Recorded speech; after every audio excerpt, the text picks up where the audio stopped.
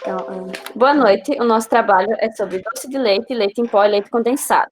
O grupo é composto por Douglas Oliveira, Giovanna Triques, Yuri Vinícius, Jackson Budel, Kelly Kepke, Milena Piccolo e Paloma Gabriele. Vou passar. Então, originalmente, o doce de leite era basicamente feito pelo cozimento do leite com açúcar, mas com a evolução da industrialização dos produtos foi adicionado alguns ingredientes a mais. O doce de leite é um dos produtos lácteos mais produzidos no Brasil, porém, a maior parte dessa produção ainda é de forma artesanal, e por isso a produção é descontínua, demorada e com alto consumo de energia. Por conta dessa produção ser de forma artesanal, tem grande variação das características, como cor, consistência, corpo, textura, composição e apresentação global, porque a padronização dessa produção depende do mestre doceiro. A produção ela pode ser pastosa, em barras ou para confeitarias. E isso vai depender do tempo de processo, mistura de insumos e a temperatura. Então, os ingredientes são o açúcar, que dá o sabor doce, aumenta o rendimento, porém, se usado em excesso, ele cristaliza, o que não é desejável. O bicarbonato de sódio, ele dá estabilidade térmica e também é utilizado para elevar o pH quando o leite utilizado como base ele é ácido. O citrato de sódio dá estabilidade térmica e o amido ele aumenta o rendimento da viscosidade, retarda a cristalização, porém ele deixa um gosto residual de farinha.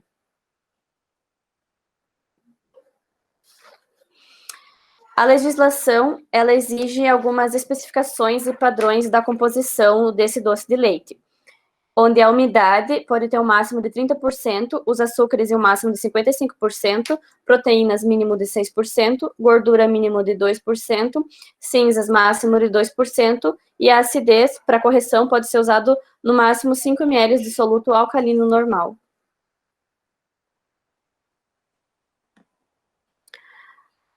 Esse aqui é a imagem de um esquema de um tacho de fabricação de doce de leite. Isso já é classificado como um padrão industrial. Esse padrão industrial, ele usa estruturas mais elaboradas para a produção e o cozimento é feito pela troca de calor com o vapor, ao contrário da produção caseira, né, de forma artesanal, onde a evaporação do leite é por troca térmica em pressão atmosférica. Essa produção industrial, ela é mais rentável porque a fonte de energia dela é melhor utilizada. Pode passar mais um. Esse é um sistema de vapor comum, onde a caldeira ela funciona como uma espécie de panela de pressão. E isso permite maior homogeneização do doce de leite e aumenta também a rentabilidade. Bom, eu vou falar então um pouco sobre o fluxograma do doce de leite. Primeiro é feito a recepção do leite. O leite ele é recebido em caminhões, são tanques isotérmicos. O laboratório de recebimento vai retirar uma amostra e vai realizar análise de acidez, gordura, crioscopia, densidade, álcool, temperatura e testes de conservantes e reconstituintes. Após a liberação, o leite é bombardeado por tubulações e bombas centrífugas para a etapa seguinte, que é a recepção dos demais ingredientes, que é feita a verificação de laudos a cada lote. Após isso é feita a filtração, o leite vai passar por um filtro antes de ser estocado em silos, de forma a reter as sujidades presentes. Depois é feita a estocagem. O leite ele é estocado em silos encamisados, que devem ser conservados em até 10 graus para ser processado. Depois é feita a estocagem dos demais ingredientes, que é feita em temperatura ambiente com uma umidade adequada. Após isso é feita a pasteurização. O leite ele é pasteurizado a 76 graus por 6 segundos. Após é feita a centrifugação, que o leite vai passar por uma centrífuga para eliminar as sujidades pequenas que tenham permanecido depois da filtração. Aí, após isso, é feita a homogeneização. O leite ele vai ser homogeneizado para padronizar partículas de gordura e evitar que ocorra a separação da gordura. Depois é feita a redução da acidez do leite com a adição de bicarbonato de sódio, a fim de evitar a desnaturação das proteínas, que vai funcionar como um estabilizante. Após isso é feita a adição dos ingredientes, o leite vai receber alguns ingredientes que vai dar o início ao processo produtivo. Vai ser adicionado açúcar, amido, bicarbonato de sódio, citrato de sódio, sorbato de potássio e sorbato de potássio. Após isso é feita a cocção, que é um cozimento realizado em tachos por aproximadamente 3 horas, acima de 100 graus. No momento final do cozimento, ocorre análise de sólidos solúveis para indicar se o produto está pronto. Após isso é feita a adição da glicose, que tem a finalidade de dar textura e brilho ao produto, além de evitar a cristalização do doce. Aí, após o efeito do resfriamento, quando se atinge o ponto desejado da concentração, o doce é bombeado para um funil encamisado com água industrial a 25 graus, onde é resfriado até atingir temperatura de 80 graus. Depois é feito o envase e o produto é bombeado para máquinas envasadoras, embalados em recipientes de vidro ou de plástico. Nessa etapa vão ser realizadas coletas de amostra também para o controle de qualidade. Após isso é feita a rotulagem, que os rótulos são colocados por uma máquina rotuladora, a estocagem, que o armazenamento é feito em depósitos de temperatura e umidade adequada sobre rígidas condições de higiene e segurança, e após isso é feita a distribuição, que é feita através de caminhões baú.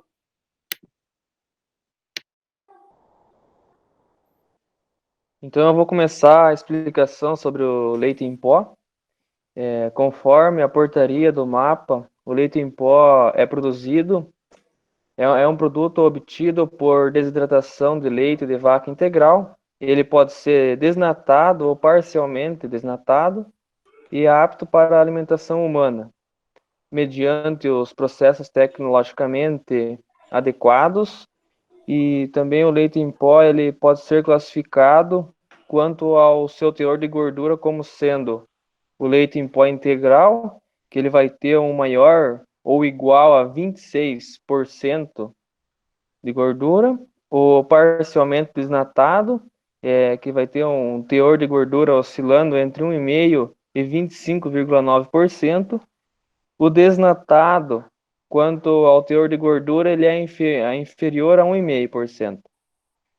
Um dos objetivos em desidratar o leite é preservá-lo nutricionalmente e aumentar sua vida de prateleira, não sendo alimento perecível, dispensando a refrigeração.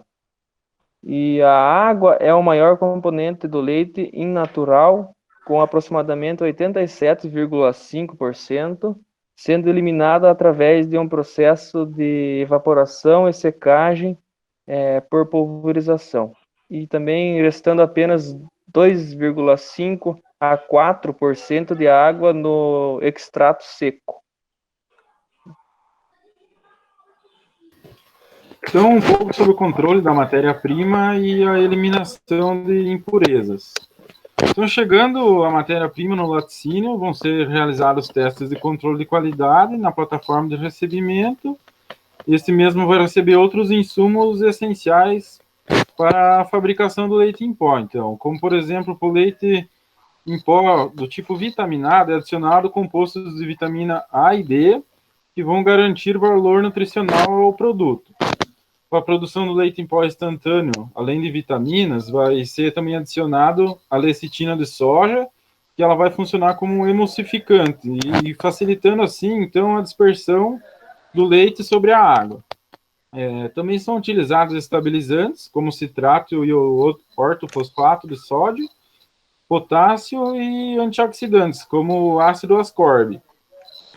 Após o leite ser filtrado, então, e resfriado, o mesmo vai passar por 3 processos, que são a clarificação, onde ela é responsável por eliminar do leite as partículas estranhas, como impurezas que vai conter nele, a pasteurização, que é um dos processos mais importantes na manipulação do produto, uma vez que consegue eliminar todas as bactérias patogênicas esse processo, e a atividade microbiana presente no leite, tornando apto para o consumo. E se realizando ele de forma correta, ele vai conferir uma validade, então, muito mais longo ao produto e evitar a transmissão de doenças. A padronização, o processo é padronização, então, do teor de gordura do leite para obter um produto mais uniforme. E também, após todos os processos, tem o pré-aquecimento, que você vai levar o leite a 105 a 130 graus, então, para fazer desnaturação das proteínas do soro. E aí vai ocorrer depósito sobre a caseína, então estabilizar o leite para ele não coagular.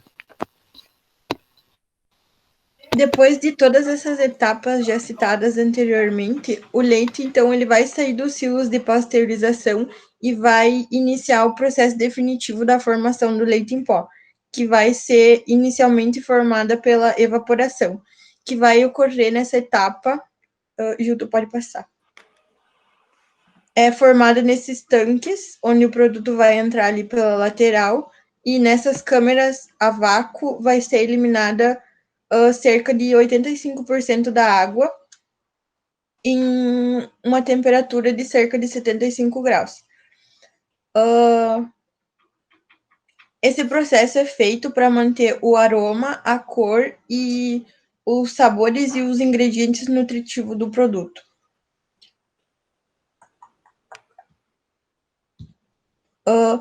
Esse é o processo seguinte, que seria a desidratação do produto, onde também acontece em uma câmera a vácuo, diferente da primeira ali, mas ela consiste em secar o produto que foi desidratado anteriormente, por um processo chamado de spray dryer, que o produto semi-concentrado ele entra por um bico atomizador e ele é dispersado numa velocidade muito alta, onde ficam pequenas gotículas contra uma contracorrente de ar quente e ar bem quente e vai eliminar o restante da umidade do produto sem que degrade as suas proteínas e seus nutrientes.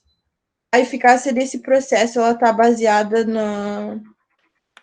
no princípio de aumentar o tamanho de contato entre o leite e o ar seco. Pode passar. Aqui é um sistema completo ilustrado que tem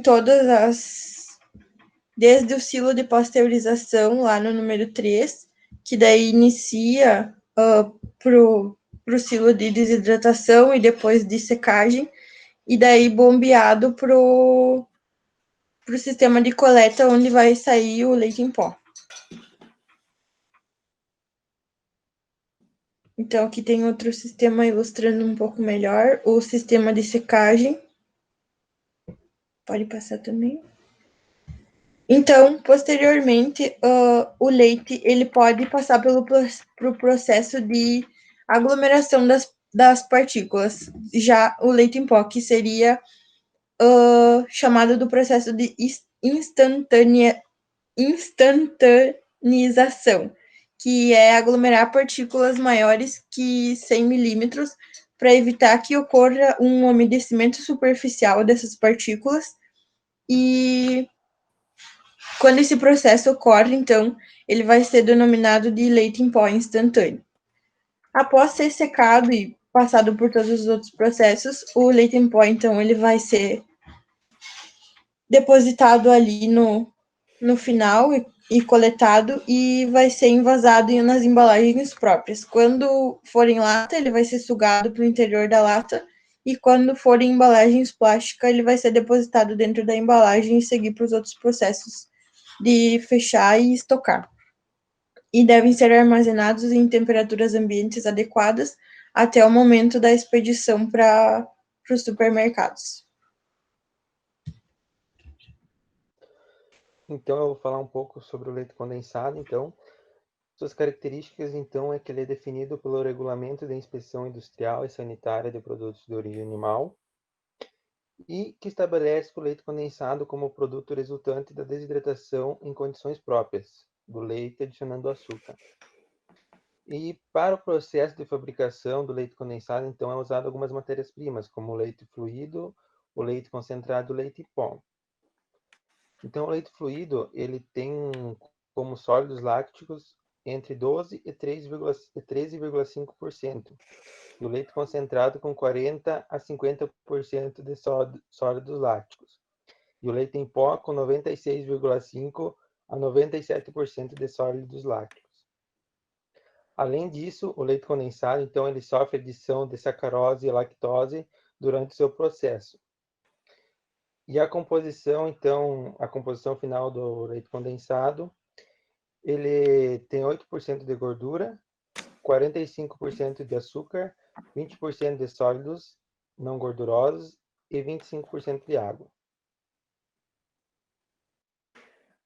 Para a realização, então, do leite condensado, o produto passa pela seguinte sequência de fluxograma. O primeiro passo é o recebimento da matéria-prima, onde ela chega na indústria através de caminhões que estão refrigerados em média ou então abaixo de inferior a 4 graus, e posteriormente são realizados os testes de parâmetros físico-químicos para ver se o material, a matéria-prima, ela está dentro dos padrões para serem utilizados na realização do produto. Depois do recebimento, o produto passa pelo processo de padronização dos teores de gordura, onde é feito a padronização desses teores de gordura e dos sólidos não gordurosos. Esse processo de padronização, ele consiste na adição de um creme, do creme do leite, que é obtido através de um processo de centrifugação. Essa padronização, ela é realizada através de um sistema chamado de quadrada de Pearson, que determina quantidades de creme de leite e do leite desnatado, sendo que são 3,4 partes de creme de leite e 41,5 partes de leite desnatado. Depois disso, o produto passa pela adição de sacarose. Essa sacarose, como sabemos, ela é um disacarídeo formado por uma molécula de glicose e frutose. Essa sacarose ela pode ser adicionada em 3 momentos, sendo que um é após a filtração, o outro após a pasteurização e o terceiro seria após a evaporação do produto na forma de xarope. Esse processo de adição de sacarose, de açúcar, ele dependerá da característica do leite condensado, porque nos processos ele tem uma característica de viscosidade diferente um para o outro. Depois, ele passa pelo processo de pasteurização, que é utilizada para destruir micro-organismos indesejáveis e inativar as enzimas, algumas enzimas. Essa pasteurização, ela é realizada numa temperatura de 115 graus durante 3 segundos. Depois disso, vem a etapa de evaporação. Essa evaporação ela é realizada a vácuo e ela causa um aumento no teor da viscosidade dos sólidos e da viscosidade do leite condensado. Além disso, ela diminui a atividade da água no produto e ela garante que a conservação do leite condensado. Esse leite condensado, ele não pode ficar muito tempo em contato com o aquecimento nesse processo de evaporação, já que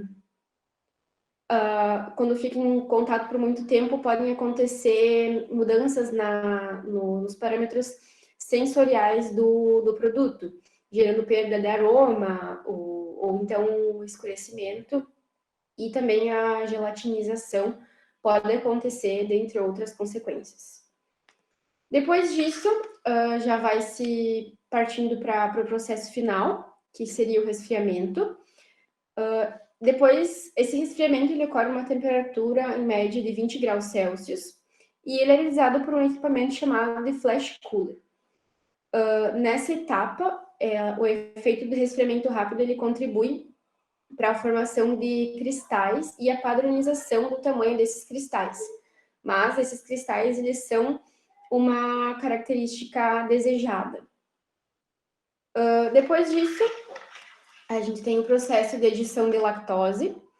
A lactose ela é adicionada em formato de pó, lactose em pó, com o objetivo de induzir a nucleação necessária desses cristais, nucleação secundária, no caso.